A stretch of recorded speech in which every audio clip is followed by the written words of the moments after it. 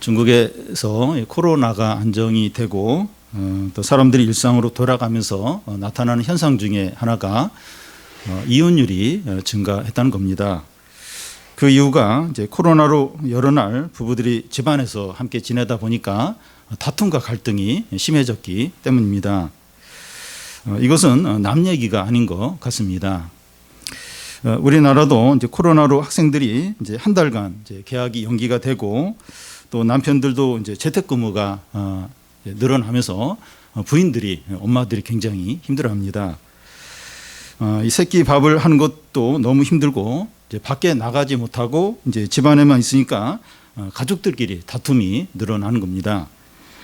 이 자녀들끼리 다투는 것은 뭐 일상적인 일이라 할 수 있지만 이 아빠가 오랜만에 여러 날 집에서 자녀들과 같이 지내다 보니까 이 잔소리를 하게 되고 자녀들은 듣지 않던 잔소리를 갑자기 듣게 되니까 불끈하면서 이제 이 집안이 엉망이 되는 겁니다.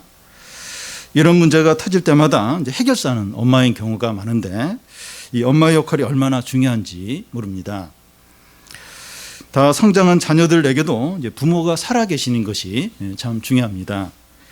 이 자녀들 사이에 다툼이 있을 때 부모가 이제 자녀들을 불러놓고 이제 야단을 치면 어느 선에서 이제 다툼이 이제 이렇게 멈추고 화해를 이제 하는 경우가 있습니다.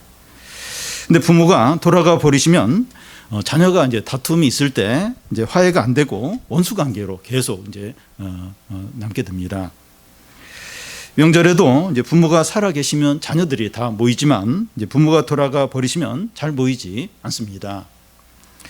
그래서 이제 부모가 살아 계시고 또 이 부모와 자녀의 관계가 이렇게 좋은 것이 얼마나 중요한지 모릅니다.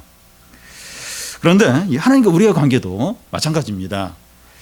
우리가 하나님을 인정하고 하나님과 관계가 좋으면 다른 사람들과의 관계도 좋습니다.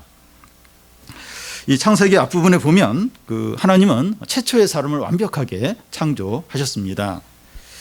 그때 하나님과 아담 관계가 바른 관계였고 또 아담과 이브의 관계도 바른 관계였습니다. 그런데 뱀의 유혹으로 아담과 하와가 하나님께서 금하신 선악과를 따먹게 되면서 이 하나님과의 관계가 깨어져 버립니다. 그 이후로 아담은 하나님을 피하고 두려워하게 돼요. 아담과 하나님과의 관계의 단절이 어디에서 제일 먼저 나쁜 결과로 나타나는가 하면 사람과의 관계에서 나타납니다. 이 아담은 선악과를 따먹은 책임을 하와에게 이제 돌립니다. 그리고 아담과 하와에서 태어난 첫 번째 아들인 가인이 동생 아벨을 죽입니다. 이 살인은 그 이후로 사람들 사이에서 끝없이 일어나는 폭력과 이제 살인의 시작이 됩니다. 하나님과의 단절이 사람과의 이 관계의 단절로 이어지면서 사람의 모든 고통과 불행과 비참함이 시작되었습니다. 부부관계와 부모와 자녀 관계, 또 이웃관계, 또 주위 사람들과의 관계가 다 깨어져 버렸습니다. 평상시에는 이 관계가 깨어졌는지 몰라요. 근데 이해관계나 돈 문제나 또 오해나 손해를 입거나 의견 충돌이 일어나면 얼마나 미워하고 얼마나 싸우고 얼마나 다투는지 모릅니다. 그런데 사람에게 더 절망적인 것은 사람 스스로가 이 문제를 해결할 수 없다는 겁니다. 에베소서 2장 앞부분에서 나오는 것처럼 모든 사람은 죄와 허물로 죽었기 때문입니다. 중병이 걸렸거나 죽어가는 정도가 아니라 완전히 죽었어요. 완전히 죽어버렸습니다. 죽은 자가 관계 회복을 위해서 할 수 있는 일이 뭐가 있겠습니까? 우리 안에 선한 것도 없고 선을 행한 능력도 전혀 없는데 뭘 할 수 있겠습니까? 선한 능력이 전혀 없어요. 선한 것도 없고. 근데 어떻게 관계 회복을 위해서 뭘 어떻게 할 수 있는 게 뭐가 있겠습니까? 지난주 말씀에서는 우리가 이제 이런 상태에 있었기 때문에 하나님이 없는 자 같이 살았다 이렇게 했습니다. 우리는 이방이었어요. 그리스도 밖에 있었고 세상에 소망이 없었고 하나님도 없는 자들이었습니다. 그런데 이 그리스도의 피로 인해서 우리가 하나님과 가까워졌습니다. 다시 말해서 죄 때문에 하나님과 우리의 사이가 단절이 되었는데 그리스도의 피가 죄를 제거해서 하나님과 우리가 바른 관계가 되었습니다. 그리스도의 피로 하나님과 우리의 사이에 막고 있던 담들이 사라졌어요. 또 사람들 사이에 있던 그 담들도 사라지게 된 겁니다. 하나님과 우리 사이에 평화가 있어요. 또 사람들 사이에 평화가 있게 된 겁니다. 이건 굉장히 놀라운 일이에요. 이건 굉장한 일이에요. 너무나도 귀한 일입니다. 오늘 말씀은 이 하나님과의 관계가 회복된 자들이 이 다른 성도들과의 관계를 어떻게 해야 되느냐 하는 겁니다. 다시 말해서 다른 환경과 배경에서 자란 이 사람들이 예수님을 믿은 후에 교회 생활을 어떻게 함께 해야 되느냐 하는 겁니다. 더 확대하면 가족 관계와 친구 관계와 이웃 관계와 회사 동료들과 우리가 어떻게 하나가 될 수 있느냐 하는 겁니다. 이건 이제 신앙을 통해서 예수님 믿음을 통해서 이제 하나가 되는 건데요. 이 세상에는 평화가 없는데 우리를 통해서 이 평화가 어떻게 임할 수 있게 하느냐 하는 겁니다. 지금 평화가 없어요. 평화가 이 세상에. 지금 이 코로나로 인해서 더더욱 이 우리나라뿐만 아니라 세상에 평화가 없어요. 근데 우리에게 이 평화가 있는데, 교회 안에 이 평화가 있는데 이 평화를 어떻게 사람들에게 전하고 그들이 어떻게 하면 이 평화를 누릴 수 있느냐 하는 겁니다. 먼저 그리스도는 우리의 화평이시라는 겁니다. 다시 창세기로 돌아가 보면 이 아담과 하와가 범죄하여 하나님과의 관계가 단절이 되었을 때 하나님께서는 사람이 살 수 있는 길을 준비를 하셨습니다. 그것은 제사 곧 예배를 드리는 겁니다. 범죄한 인간이 구원받을 수 있는 유일한 길은 공부를 많이 한다거나 또 재능을 많이 쌓거나 기술을 잘 발달시키는 것이 아니라 살아있는 예배를 드리는 겁니다. 구약의 제사는 이 사람을 대신해서 짐승의 피를 이제 흘리는 것인데, 이것은 진정한 속죄가 아니라 예수 그리스도의 속죄의 예표입니다. 이 구약에서 짐승을 바치는 속죄 제사가 모형이라면 예수 그리스도 속죄가 원형이에요.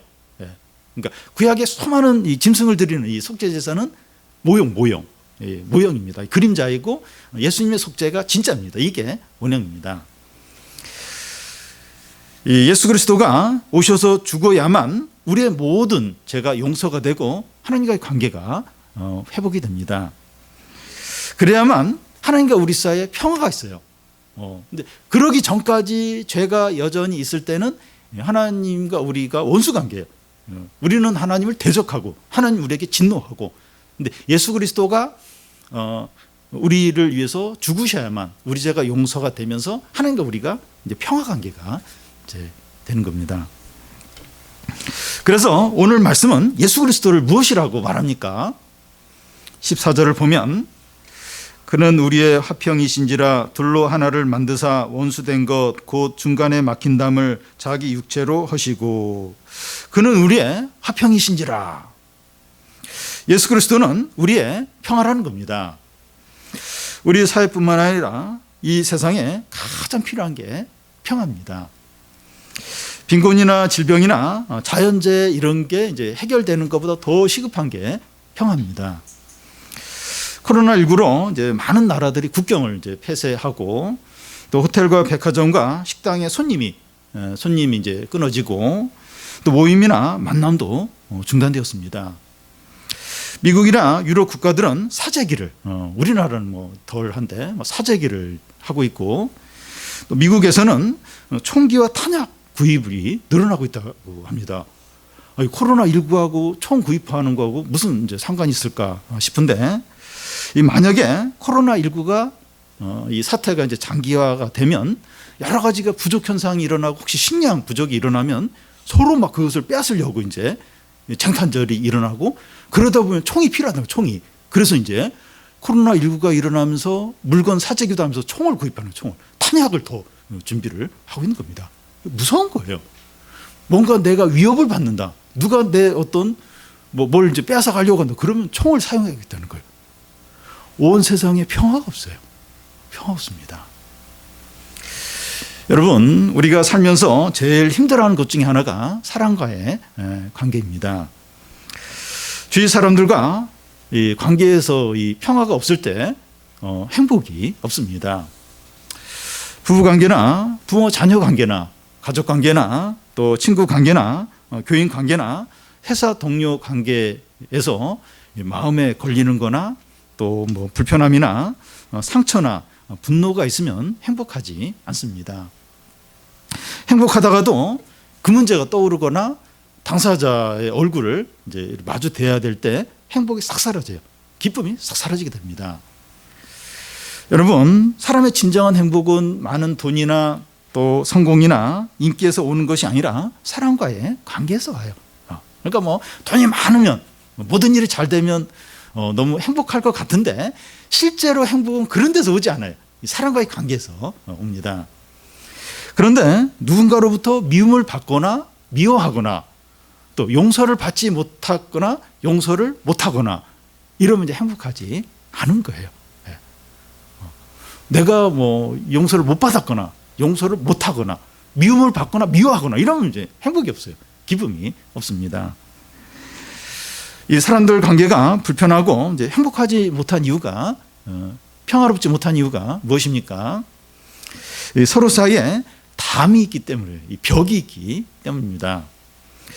누군가의 관계가 불편하고 힘들다고 느끼는 이유는 그 사람과 나 사이에 담이 있는 거예요. 벽이 있기 때문입니다. 얼마 전에 그 일본이 코로나로 인해서 한국인 입국을 금지한다고 발표하고 바로 이어서 한국도 일본인 금지를 이렇게 발표했습니다. 그러니까 한국과 일본 사이에 벽인 거, 벽. 그걸 미워하는 거 이렇게. 보니까 일본이 이제 올림픽을 취소하냐 마냐 하는데 우리 한국 언론은 취소하기를 바라는 분위기예요. 막 그런 쪽으로 막 이제. 그러니까 이게 한국과 일본 사이는 벽이 있고 서로 이제 미워하는 겁니다. 그런데 이 사람들과의 관계에서도 남이 나에게 벽을 쌓고 있고 나도 다른 사람에게 벽을 쌓고 있습니다. 우리는 다 죄인이기 때문에 우리는 주위 사람들에 대해서 서로 이제 벽을 쌓고 있습니다. 사람들 사이에 보이지 않는 담이 있어요. 벽이 있습니다.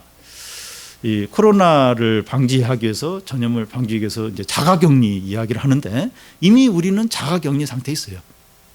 다 담을 쌓고 있어요. 하나님에 대해서도 담을 쌓고 있고 사람들 사이에도 담을 쌓고 있어요. 그러니까 하나님에 대해서 담을 쌓고 있으면 사람들 사이에도 다 담을 쌓게 되어 있습니다. 이미 오래전부터 우리는 자가격리, 다 담을 쌓고 그렇게 살고 있습니다. 이게 죄인의 특징이에요. 죄인이기 때문에 다 담을 다 이렇게 쌓고 있습니다. 바울 당시에 그 유대인과 이방인 사이에 막힌 담이 있었습니다. 에베소 교회 교인 중에도 유대인들이 있었고 이방인들이 있었는데 유대인 신자와 이방인 신자 사이에 여전히 막힌 담이 있었습니다. 여기서 담이라고 하는 것은 그 예루살렘 성전에 있는 담을 이렇게 생각할 수 있습니다. 성전 안에는 그 여러 지역이 있고 여러 또 울타리로 구역이 나눠져 있습니다. 그러니까 대제사장이 들어갈 수 있는 영역, 또 제사장이 들어갈 수 있는 영역, 유대인 남자가 들어갈 수 있는 영역, 또 유대인 여자가 들어갈 수 있는 영역, 또 이방인이 들어갈 수 있는 그런 영역이 있는데 각 구역이 이제 뜰로 그 울타리로 담으로 구역이 나눠져 있습니다. 근데 제일 중요한 것이 이방인 뜰과 또 유대인만이 들어갈 수 있는 그 지역을 울타리로 담으로 이제 딱 나눠져 있는데 그 담벼락에 무슨 편말이 붙어 있는가 하면 이방인이 이 담을 넘는 것을 금한다. 만약에 이 담을 넘어오면 죽는다. 이런 편말이 딱 거기 붙어 있습니다. 유대인과 이방인 사이에 큰 담이 가로막혀 있고 이제 그 평화가 없는 거예요. 원수 관계에 있는 겁니다. 그런데 이것뿐만 아니라 그 어느 시대나 모든 사람들 사이에 담들이 있습니다.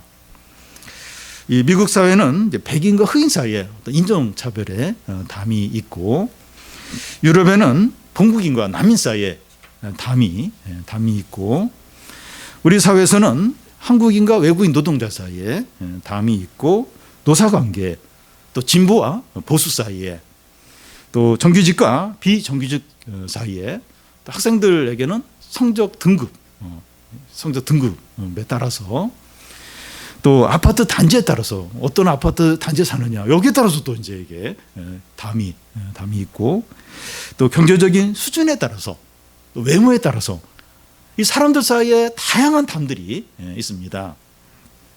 이런 담들은 사람의 외적인 차이에서 옵니다. 외적인 차이가 이게 이제 담이 이제 되는 겁니다. 재산이 많고 뛰어난 재능이 있고 공부를 잘하는 사람은 자기가 원래부터 뛰어난 사람이라고 하면서 우월 의식을 가지고 있고 또 가난하고 잘하는 것이 없는 사람은 이렇게 뭐 질투와 분노의 그런 마음을 이제 품기가 쉽습니다. 모든 사람이 다 다르고 차이가 나는데 그런 것들이 서로 사이에 담이 되는 겁니다. 외적인 차이가 문제가 아니라 그걸 바라보는 시각이 이제 문제죠. 그러니까 뭐 다 다르죠. 같은 사람 없어요. 그건 뭐 어쩔 수 없어요. 근데 그것 자체가 이제 문제가 된다기보다는 그걸 바라보는 시각이 다른 거예요. 그 다른 거, 그 차이가 나는 걸 다 담으로 사용하는 거, 담으로 다 이제 세우는 겁니다. 이런 차이들을 이제 담으로 쌓아놓고 우월의식에 빠져서 있든지 열등감에 사로잡혀 있든지 자랑을 하든지 분노하든지 하는 겁니다. 이런 것이 뭐 개인적으로나 또 가족 단위로나 또 어떤 집단적으로나 국가적으로 나타날 수 있습니다. 이게 국가적으로 나타나는 게 문제인데 그 예를 들면 세계적 2차 대전 때 이 독일의 어떤 게르만 민족의 어떤 우월주의 또 일본의 어떤 제국주의 이런 거죠. 그러니까 이게 그 담이 이제 뭐 가족 단위로 개인적으로 뭐 국가적으로 이제 이게 담을 쌓게 되는데 이 담을 쌓게 되면 결국 이제 평화가 깨지는 거예요. 평화가 이제 깨지고 이제 분쟁과 다툼이 생기는 겁니다. 물론 세상 사람들은 나름대로 다른 사람과 화평하게 지내려고 노력합니다. 이 국제적으로는 올림픽을 이제 하면서 또 직장 사람들과 또 이렇게 단합대회도 하고 또 외식도 하고 또 대화를 하려고 애를 씁니다. 근데 그럼에도 불구하고 평화가 없는 이유가 뭡니까? 사람들은 나름대로 노력을 해요. 근데 평화가 없어요. 이유가 뭡니까? 모든 사람들이 근본적으로 교만하고 이기적이고 자기 중심적이기 때문입니다. 자기는 담을 허물지 않으면서 상대방이 먼저 담을 허물기를 바랍니다. 그러면 그렇게 하겠다는 거예요. 이런 본질적인 변화가 있어야 하는데 이런 것이 없이 뭐 평화를 위해서 뭘 하고 막 또 구호를 외치고 세미나를 하고 그래도 아무 소용이 없는 거예요. 이런 본질적인 변화가 있어야 되는데 이게 없어요. 이게 없이 그냥 이런 뭐 행사나 뭐 이렇게 뭐 구호나 뭐 이런 걸로는 이제 아무 소용이 없는 겁니다. 그는 우리의 화평이신지라 예수 그리스도가 우리의 평화이십니다. 우리가 무엇을 하는 것에 달려있는 것이 아니라 그리스도가 하는 것에 달려있습니다. 그런데 세상은 하나님을 제외시켜요. 우리가 하자는 겁니다. 하나님 이야기를 꺼내지도 못하게 해요. 우리가 이 평화를 이루자는 겁니다. 온 세계가 모여서 이제 손을 맞잡고 올림픽을 하면 평화가 온다는 겁니다. 그런데 일본 아베 총리나 올림픽 IOC 위원장이 이제 올림픽을 하는 이유가 평화를 위해서가 아니에요. 말로는 그래요. 평화를 위해서 하는데 평화를 위해서가 아니라 경제적인 이유와 정치적인 목적을 위해서 합니다. 돈이 되는. 그리고 정치인들은 이게 이제 자기 정치에 큰 도움이 이제 되는 거예요. 또 올림픽 안 하면 정치적으로 확 몰락하게 되니까 돈과 어떤 정치적인 목적을 위해서 올림픽을 이제 하려고 하는 겁니다. 사람들은 진정한 화평이신 예수님을 철저히 몰아내요. 그리고 우리가 하자는 우리가 평화를 이루자는 겁니다. 역사가들은 이제 뛰어난 영웅이 세계에 평화를 가져온 적이 있다 이렇게 이제 말합니다. 예수님이 태어나기 얼마 전부터 노마가 평화 시대를 맞이했습니다. 해상으로나 육상으로나 여행과 무역을 하는데 아주 자유롭게 여행할 수 있도록 안전이 보장이 되고 또 노마가 이제 이렇게 막 그 어떤 군사력을 통해서 그 세계에 이제 이렇게 평화를 전쟁이 일어나지 않도록 하면서 평화를 이제 유지를 시켰습니다. 이 팍스 노마나라고 해서 노마에 의해서 세계 평화가 임했다 하는 이제 그런 의미인데요. 이 팍스 노마나를 가져온 인물이 율리우스 시저의 양아들인 아우구스투스입니다. 그는 노마에서 제1인자가 되면서 평화를 모토로 이제 다 걸고 죽을 때까지 법과 제도를 만들면서 이 노마와 이 세계가 평화가 유지되도록 노력을 했습니다. 대단하죠. 아주 훌륭한 사람입니다. 아주 대단한 사람이에요. 그런데 그가 노마의 평화를 가져오기 위해서 한 일을 보면 율리우스 시저와 그 클레오파트라 사이에 그 아들이 있어요. 아들이 있는데 아우구스투스는 자기의 자리를 지키기 위해서 그 아들을 죽입니다. 그러니까 자기는 양아들이고 실제 이 시저의 그 아들이 있는 거예요. 클레오파트라 사이에서 그 아들을 없애버려요. 없애버리지 않으면 자기 자리가 이제 위태로우니까 그렇게 합니다. 그리고 그는 이제 젊은 나이에 결혼을 하는데 이미 결혼해서 한 아들과 뱃속에 아이를 임신한 그 여자를 데려와서 이제 결혼을 합니다. 그리고 이제 자기가 이제 자기 황제 자리를 이제 자기 혈육에게 물려주려고 거기 굉장히 욕심을 품어요. 집요하게 거기에 욕심을 부면서 막 여러 수단을 쓰고 막 그렇게 막 하는데 그 손자들과 자녀들이 일찍 죽어요. 그렇게 욕심을 내는데도 안 돼요. 그러면서 큰 고통과 비극을 이제 보게 됩니다.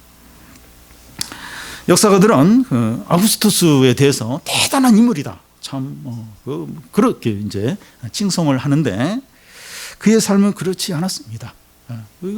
평화를 모토로 해서 막 그렇게 하는데 그의 삶은 그렇지가 않았어요. 평화와 전혀 상관없는 이제 삶이었습니다. 그런 불완전한 죄인이 세상에 가져온 평화가 그 진정한 평화가 아니죠. 가짜입니다, 가짜. 일시적인 정치적인 무력으로 이렇게 하는 그런 이제 평화였습니다. 그가 죽기 10여 년 전에 예수 그리스도가 이제 태어나시는데 이제 예수 그리스도가 진정한 참된 영원한 평화를 가져오죠. 예수님이 태어났을 때 들에서 천사가 목동들에게 나타나면서 찬양하는 게 뭡니까? 하늘에는 영광이요 땅에는 평화로다. 진정한 평화죠. 참된 평화, 영원한 평화가 이제 예수님을 통해서 이제 오게 되죠. 예수 그리스도가 하신 일이 뭡니까? 14절을 보면 둘로 하나를 만드사 원수된 것 그 중간에 막힌 담을 자기 육체로 하시는 겁니다. 한마디로 말해서 둘을 하나 되게 하나로 만드는 겁니다. 이 견고한 담으로 나뉘어져 있는 유대인과 그 이방인을 하나로 만드는 거예요. 그러니까 참 제일 하나 되기 어려운 게 이제 유대인하고 이방인인데 딱 그 유대인과 이방인을 하나로 만드는 겁니다. 이방인을 유대인 되게 하는 것도 아니고 또 유대인이 이방인 되게 하는 것도 아닙니다. 둘 다 변화시키는 거예요. 둘 다 완전히 새롭게 변화시키는 겁니다. 예를 들어서 납조각과 구리 조각이 있는데 이 두 조각을 합쳐서 금조각을 만드는 거예요. 전혀 새로운 걸로 만드는 겁니다. 그러기 위해서 필요한 것이 중간에 막힌 담을 하는 겁니다. 원수된 것 그 중간에 막힌 담을 자기 육체로 하는 겁니다. 사람들 사이를 막고 있는 담을 헐어야 이제 하나가 되는데 사람은 무엇을 해도 허물 수가 없어요. 사람 스스로는 어떻게 해도 이 담을 허물 수가 없습니다. 그럴 마음도 없고 그럴 능력도 없어요. 그럴 마음도 없어요. 그럴 능력도 없습니다. 허물과 죄로 죽은 죄인이 뭘 할 수 있겠습니까? 어떻게 이렇게 사람 사이에 막힌 그 담을 허물과 죄로 죽은 죄인이 어떻게 무엇을 할 수 있겠습니까? 오직 예수 그리스도가 자기 육체로 담을 허무는 방법밖에 없습니다. 예수께서 자기 몸을 십자가에서 찢으심으로 사람 사이에 가로막고 있는 담을 하셨습니다.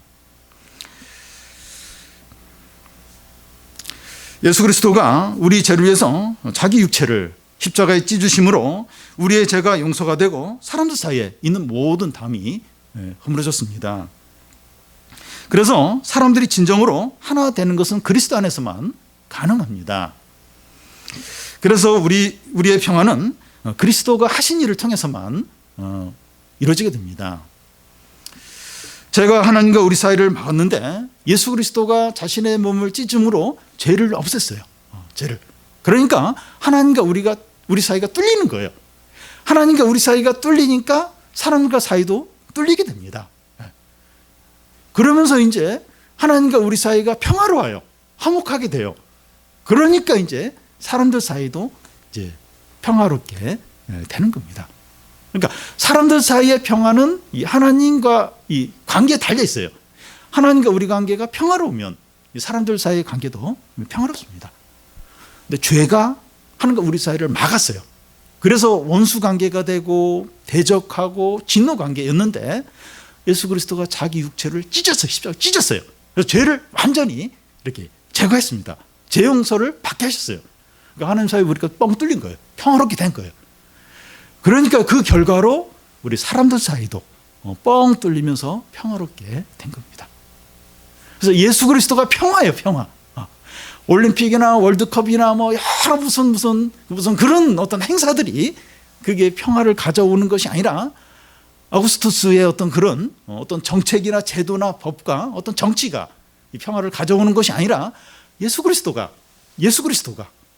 평화를 가져. 우리의 평화는 그리스도 안에만 있습니다. 그러면 우리가 해야 할 일이 뭡니까? 예수 그리스도가 담을 허물고 평화를 주셨는데 그걸 잘 유지를 하는 겁니다. 다시 말해서 담을 다시 쌓지 않는 겁니다. 외적인 차이를 붙들므로 담을 다시 쌓지 않는 거예요. 더 이상 육체의 욕심대로 살지 않는 겁니다. 그러니까 여러분, 육체의 욕심대로 사는 게 담을 다시 쌓는 거예요. 나는 담을 쌓고 싶지 않은데, 근데 욕심대로 살면 자연스럽게 서로의 사이에 담을 쌓아요. 그러니까 먼저 하나님 사이에 담을 쌓게 되죠. 하나님께 담을 쌓고 그 다음에 이제 사람들 사이에 자연스럽게 담을 쌓게 됩니다. 우리가 욕심대로 살면, 육체의 어떤 그 욕구대로 살게 되면 하나님에 대해서 담을 쌓게 되고, 그러면서 원수 관계가 되고, 또 사람들 사이에 자연스럽게 담을 쌓게 됩니다. 여러분, 우리가 이렇게 믿음으로 살지 않고 어느 때부터인가 욕심으로 사는 거예요. 내 생각대로 막 그렇게 살면 하나님 관계가 막히는 게 느껴져요. 그리고 사람들 사이도 자연스럽게 막히게 돼요.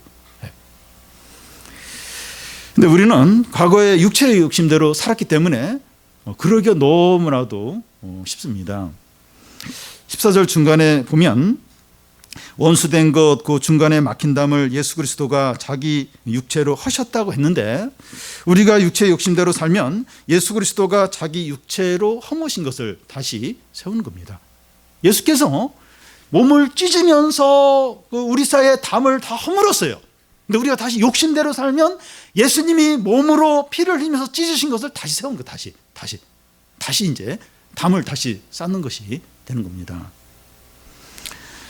주님이 원수로 여긴 것을 우리가 다시 세우는 거예요. 원수. 주님이 원수로 여겨요. 저 담. 하나님과 우리 사이를 맡고 있는 담, 또 사람들 사이에 맡고 있는 담을 원수로 여겨요. 근데 우리가 그 원수로 여기는 걸 다시 쌓는 거예요. 다시 하나님과 우리 사이에 그 담을 쌓아놓고 장벽을 쌓고 또 사람들 사이에 벽을 다시 쌓는 것이 되는 겁니다. 그래서 우리는 더 이상 육체 욕심대로 살면 안 돼요. 왜 욕심대로 살면 안 되는 거? 살면 안 돼요. 왜냐하면 담을 쌓는 거기 때문에. 그리고 믿음으로 살아요. 믿음으로 살아야 돼요. 그리고 성령 충만하게 살아야 됩니다. 그래서 주님이 몸을 찢으면서 허문 그 담을 다시 세우지 않도록 다시. 우리가 이 담을 허물기 위해서 하시는 거 없어요. 할 수 있는 게 없습니다. 주님이 많이 하셔요. 예수님 많이 그렇게 하세요. 우리가 할 일은 더 이상 욕심으로 살지 않는 거예요. 더 이상 이렇게 성령을 거스려서 살지 않는 겁니다. 그러면 이제 계속 이게 평화가 유지가 되는 거죠. 하나님과 우리의 평화, 또 사람들과의 평화가 유지가 되는 겁니다. 다음은 주님이 이 둘로 세 사람을 만드셨다는 겁니다. 그리스도가 하신 일은 이제 막힌 담을 자기 육체로 허무는 것입니다. 그런데 유대인과 이방인 사이에 생긴 담은 율법을 통해서 생긴 겁니다. 율법에 보면 정한 것과 부정한 것이 세세하게 나와 있습니다. 유대인들이 이제 율법대로 이제 잘 살려고 하면 할수록 이방인들과 거리를 둘 수밖에 없습니다. 이방인들은 뭐 정한 거 부정하기를 몰라요. 그리고 할례도 받지 않았습니다. 그래서 유대인과 이방인들이 하나가 되려면 율법이 폐해지는 것이 필요합니다. 사도행전에 보면 베드로가 이방인 고넬료를 만나러 가기 전에 보자기 환상을 봐요. 이 보자기 안에 뭐 이렇게 율법에서 말하는 정한 동물과 부정한 동물이 나오는데 하늘에서 그걸 다 잡아먹으라고 하는 거예요. 그 얘기는 이제 정한 것과 부정한 것이 구분이 없다는 겁니다. 다시 말해서 유대인과 이방인의 구별이 더 이상 의미가 없다는 겁니다. 유대인과 이방인을 구별하는 이런 율법이 폐하여져야 유대인과 이방인이 한 세 사람이 이제 되는 겁니다.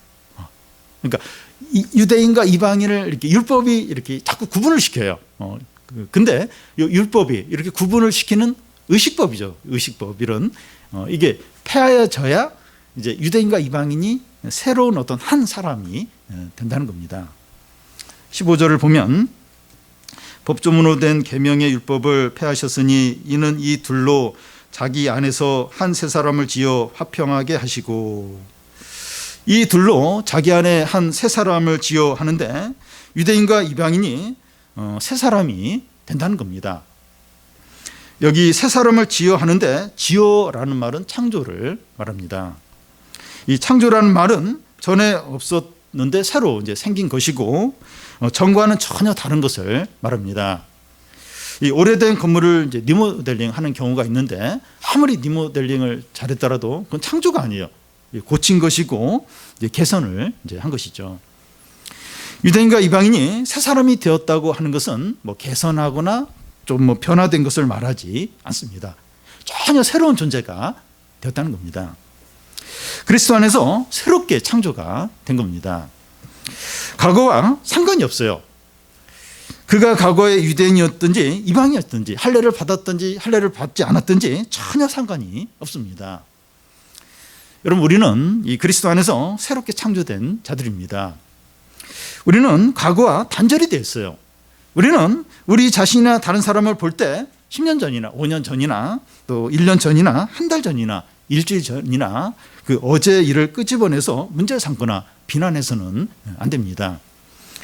우리가 회개했고 하나님 앞에서 용서를 받았다면 우리 자신을 더 이상 과거와 연관시켜서 생각하지 않아야 합니다. 과거의 죄나 실패나 허물은 이미 그리스도의 피로 끝났죠. 이미 끝났습니다. 과거의 허물에 매이고 죄책감에 사로잡혀 지내는 것은 절대로 겸손한 것이 아닙니다. 자꾸 이렇게 회개를 했는데도 1년 전, 또 뭐 한 달 전, 일주일 전, 어제 잘못한 거 회개를 했어요. 근데 자꾸 죄책감에 사로잡혀 있고 자꾸 과거에 매여 있는 것은 절대 겸손한 게 아니에요. 이게 겸손한 게 아니에요. 이게 믿음이 어떤 면에서 없는 것입니다. 우리는 그리스도 안에서 새 사람이에요. 새 사람. 우리가 회개하고 예수님을 믿음으로 새 사람이 됐어요. 새 사람. 성령이 매일 매 순간 우리를 새롭게 새 사람이 되었고, 또 성령이 매일 매 순간 새롭게 합니다. 그리고 우리는 사람들 사이에 담을 쌓도록 만드는 외적인 차이들로 자신을 보지 않아야 합니다. 그리스도께서 자기 육체로 우리 사이에 막는 담을 허무셨어요. 그런데도 우리의 외적인 것들이나 가진 것들로 우리 자신을 평가하거나 비교하면 안 됩니다. 우리가 자꾸 외적인 것들로 담을 쌓음으로 우월의식에 사로잡혀 있거나 열등감에 빠져 지내면 그리스도가 자기 몸을 찢으면서 허무신 것을 우리가 다시 세우는 것이 됩니다. 우리가 자꾸 외적인 걸 보면 외적인 걸 자꾸 보면서 우월감을 갖든지 열등감에 빠져 있든지 이러면 그리스도가 자기 육체로 허물었어요. 다 허문 걸 다시 나는 이제 쌓고 있는 거예요. 다시 이제 그걸 세우고 이제 있는 것이 됩니다. 그래서 우리는 사람과의 관계에서 자랑을 하거나 이 분노를 함으로 어떤 담도 쌓지 않도록 해야 됩니다. 우리가 뭐 자랑하고 있거나 분노하고 있거나 이제 그러고 있다면 분명히 지금 담을 쌓고 있는 거예요. 담을 쌓고 이제 있기 때문에 뭐 자랑을 한다든지 아니면 분노를 한다든지 그러고 있는 겁니다. 우리는 그리스도 안에서 새 사람이 됐기 때문이죠.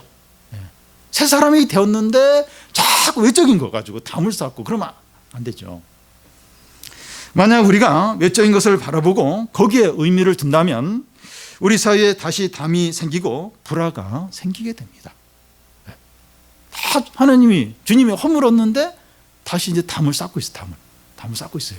그러면 이제 서로 사이에 불화가 생겨요. 기쁨이 없어요. 행복이 없습니다. 한번 보십시오. 내가 좀 화가 그렇게 나고 기쁨이 없어요. 행복하지 않아요. 보면 이렇게 다 담을 쌓고 있어요. 담을 쌓고 있고 그러면서 막 불화하고 다투고 미워하고 분노하고 행복이 없죠. 기쁨이 없습니다. 주님이 자신의 육체로 다 허물어서 다 허물고 새로운 사람이 다 되게 했는데 우리는 자꾸 외적인 거, 새로운 그거 안 보고 자꾸 외적인 차이들 비교하고 평가하면서 담을 이렇게 쌓고 불평하고 원망하고 미워하고 행복하지 않은 거예요. 기쁨이 하나도 없는 겁니다. 이들로 자기 안에서 한 새 사람을 지어 하는데 유대인과 이방인이 한 새 사람이라는 거예요. One new man. 하나의 새로운 사람입니다. 유대인이 이방인이 되거나 이방인이 유대인이 될 필요가 없습니다. 유대인은 유대인으로, 이방인은 이방인이에요. 우리가 다른 사람이 될 필요가 없고 또 다른 사람이 우리같이 되어야 하는 것이 아닙니다. 물론 이제 이렇게 좀 모범적인 사람 보면서 이렇게 배우려고 할 필요는 있겠지만 그 사람이 이렇게 돼야 되는 게 아니에요. 그 사람이 될 수가 없어요. 그리고 또 다른 사람이 나와 같이 되도록 그렇게 요구를 해서도 안 됩니다. 나는 그대로 나예요. 나는 그대로 나인 것입니다. 중요한 것은 우리가 그리스도 안에서 새롭게 창조가 되는 겁니다. 갈라디아에서 보면 유대인이나 헬라이나 할례자나 무할례자나 여자나 남자나 다 그리스도 안에서 하나다. 그 얘기는 뭔가 하면 유대인이에요. 또 이방인이에요. 또 할례를 받았고 할례를 안 받았고 남자고 여자고 그건 변함이 없어요.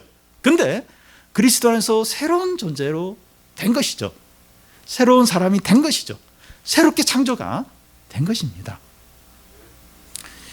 외적으로는 동일한데 새로운 사람이 되었다는 사실이 중요합니다. 동일해요. 나는 나예요. 그냥 뭐 남들보다 외적으로 부족할 수도 있고 뭐 좀 나을 수도 있고 나는 나예요. 외적으로는 뭐 차이가 있어요. 근데 그리스도 안에서 새롭게 창조가 된 게 중요합니다. 더 나아가 교회는 교회를 구성하는 사람들은 새로운 한 사람이라는 거예요. 이 표현이 좀 이상할 수 있는데 교회를 구성하는 사람이 새로운 한 사람이라는 거예요. 한 사람이라는 겁니다. 유대인이 예수를 믿으면 더 이상 유대인이 아니고 이방인이 예수를 믿으면 더 이상 이방인이 아닙니다. 물론 이제 그대로 있지만 더 이상 그걸 막 주장하면서 사는 것이 아니라 새로운 사람이 돼요. 새로운 창조물이 됩니다. 외적으로는 유대인이고 이방인이지만 그리스도 안에서 새로운 사람이 이제 됩니다. 새로운 한 사람으로 지어지는 겁니다. 교회는 그리스도가 머리고 성도들은 그 몸의 각 지체들입니다. 몸의 각 부분들은 하나로 연결되어 있는 생명의 연합체입니다. 이 교회 안에서 우리들과의 관계가 그렇습니다. 우리가 하나다 할 때는 운동선수들이 같은 팀의 유니폼을, 같은 색깔의 유니폼을 입는 것처럼 우리가 이제 한 교회이니까 그래서 우리가 하나다. 이제 그런 의미가 아닙니다. 예수님을 믿는 우리 모두는 그리스도 안에서 하나의 새로운 그 창조물이라는 거예요. 우리의 서로의 관계가 하나의 생명으로 연합된 몸이라는 겁니다.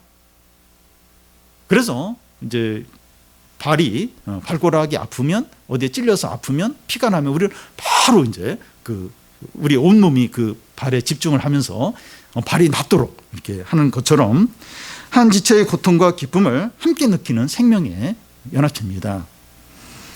교회가 그런 것이죠. 그런 것입니다. 생명의 연합체. 그러니까 한 몸, 새로운 한 몸인데 거기에 각 부분들, 생명으로 연합된 그런 지체들이 교회인 것입니다. 우리 구성원들이 다 그런 한 몸에 생명으로 연합된 지체들인 겁니다.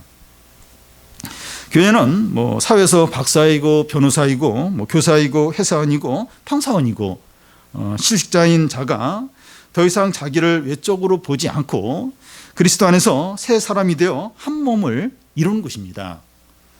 교회 안에 모든 담이 다 무너졌어요. 이런 뭐 직업이나 외적인 그런 걸로 그런 담들이 다 무너졌어요. 그러니까 여러 직업과 다양한 사람들이 이제 교회 안에 모이게 되는데 그리스도 안에서 새로운 한 몸을 이루는 그런 이제 그런 생명의 연합체라는 겁니다. 25년 전 제가 제자들교회에 이제 있을 때 교인 중에 3분의 2 이상이 대학생이고 청년들이었습니다. 그 당시를 생각하면 이제 인상적인 게 여러 이제 그 대학 학생들이 많이 모여 있으니까 이제 학교를 이제 비교를 하면서 우월감이나 열등감을 느끼지 않을 수가 이제 없었습니다. 그런데 명문대생이고 의대생들이 꽤 있었는데 이 자기 학교를 자랑하거나 교만하게 행하는 경우가 없었고 또 학벌 때문에 시험에 들거나 열등감에 빠져 있는 경우가 없었습니다. 오히려 상대적으로 학벌이 좋지 않은 그런 청년들이 회장도 하고 더 리더십을 이렇게 발휘하는 경우가 많았습니다. 그러니까 젊은 청년들이 모였는데도 이 학벌의 어떤 담이 없었습니다. 교회 안에 경제적인 차이나 또 직장이나 사회적인 지위나 외모의 차이가 어떤 담도 되어서는 안 됩니다.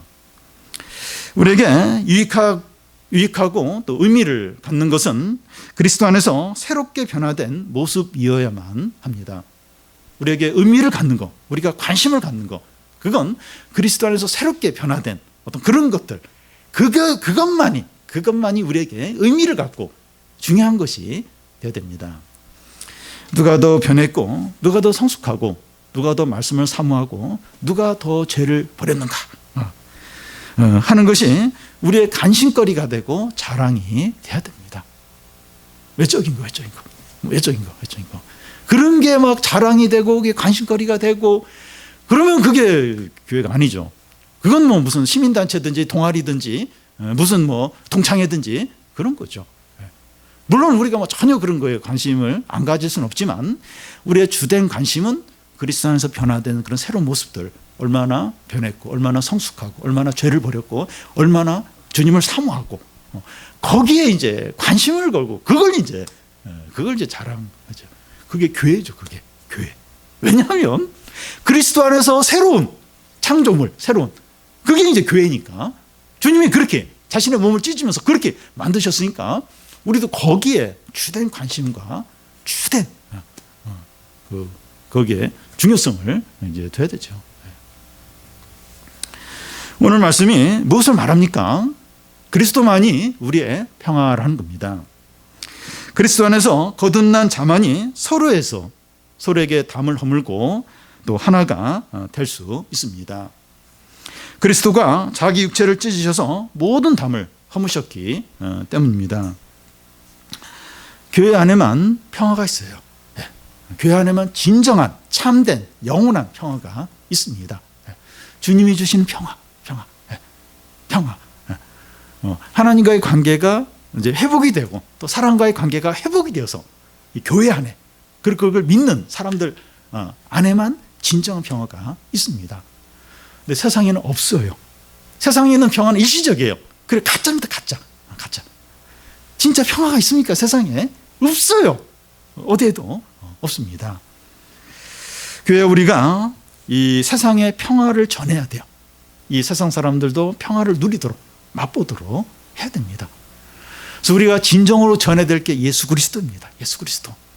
요즘에 이제 교회가 막 욕을 많이 먹는데, 이제 이렇게 이 코로나의 감염을 이제 교회가 이제 이렇게 자꾸 전파하는 그런 역할을 한다는 거죠. 자꾸 이제 모이지 말아야 되는데, 자꾸 모여서. 그래서 우리가 그런 걸 좀 지켜야 돼요. 지키고 우리 사회에 이제 이런 부분들을 같이 협조를 해야 되는데, 이게 교회 역할이 아주 소극적인 부분이다. 이거 이렇게 하면서 이제 우리 교회 사명을 다 했다.